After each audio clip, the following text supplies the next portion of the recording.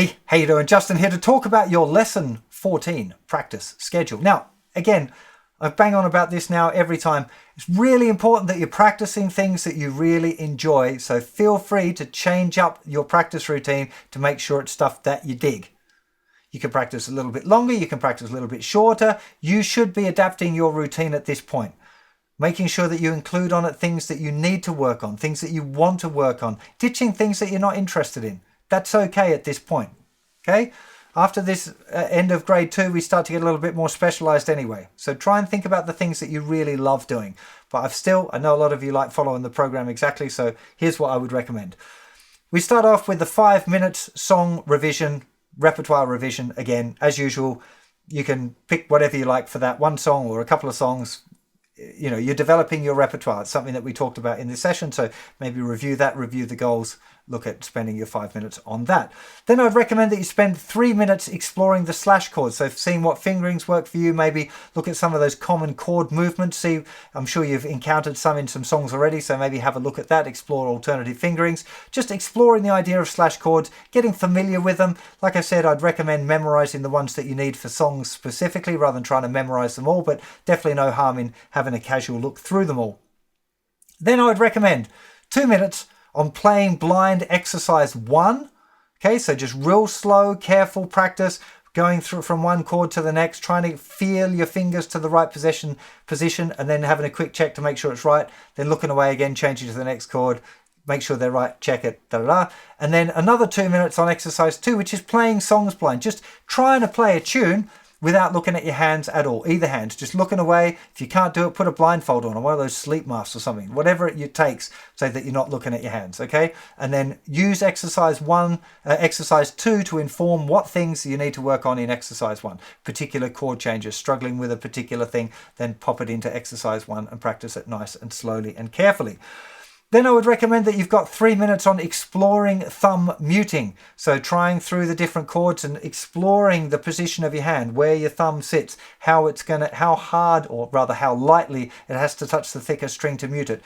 Just explore it. Check out the chords that you know already with the thumb behind. See what it feels like with the thumb over. You're trying to find what's feeling good for you. You're trying out a new thing. Some of it you'll be like, oh, I'm always going to do D like this. This is so much better. Why did Justin even teach it with the thumb behind? That was so bad. This is so much easier. Other ones will be like, nah, man, I'm definitely keeping my thumb around the back here. Experiment. See what works for you. I would then recommend 3 minutes on the 2 and 4 hit strumming practice. This is a really great pattern. You're going to find it super useful. I always like it best on acoustic guitar, but it's definitely useful on electric guitar as well. So give it a go. Practice the hit individually, then practice the simple pattern, then work on the classic 1 and click and 2 and click and 1 and click. Because that's just like a really great pattern. I would recommend then spending 2 minutes having a go at standing up. Now this may or may not apply to you. If it doesn't, then put that 2 minutes into something else. But if you're even thinking that maybe one day you might stand up, have a go at it now. Just set the timer, 2 minutes, stand up, put the strap on, experiment. Because we're all different. Now's the time when we're experimenting a bit. So try putting the guitar right down like Slash or James Hetfield or whatever, like really low down. Does it work for you? Try putting it right up like the Beatles. You know, experiment, see what feels good for you. How does it work? What does it feel like when you stand up? What things do I need to change? There's a lot of things to think about with standing up. So give that a little bit of time as well. Then you're at 10-minute song work. So probably picking some songs that have got the slash chords in it and exploring those would be a good idea, just to make sure that you've got a few that you're familiar with.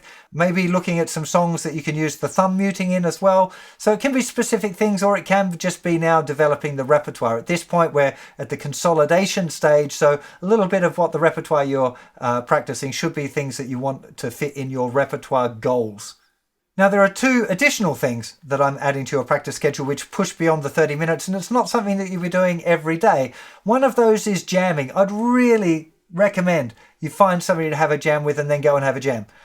Just try, have a go at it. If you really hate it, don't do it anymore, but you're probably going to find that you really love it. It's a great experience. You're going to meet other musicians. That's always a wonderful thing. I mean, it's just try and find somebody to have a jam with and give it a go, because it's really cool. Second thing is having a go at recording yourself.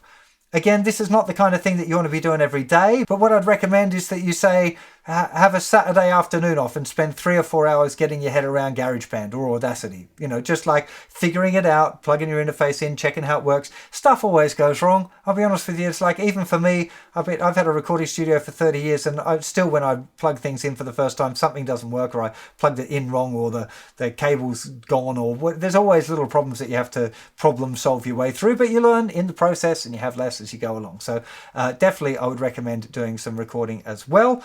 As far as when you're ready to move on, well, that's a different question now, because we're talking about consolidation, which we're going to talk about separately, which is going to be how to pass out on your grade 2. So I'll see you for another video on that very soon. You'll take care of yourselves. Bye-bye.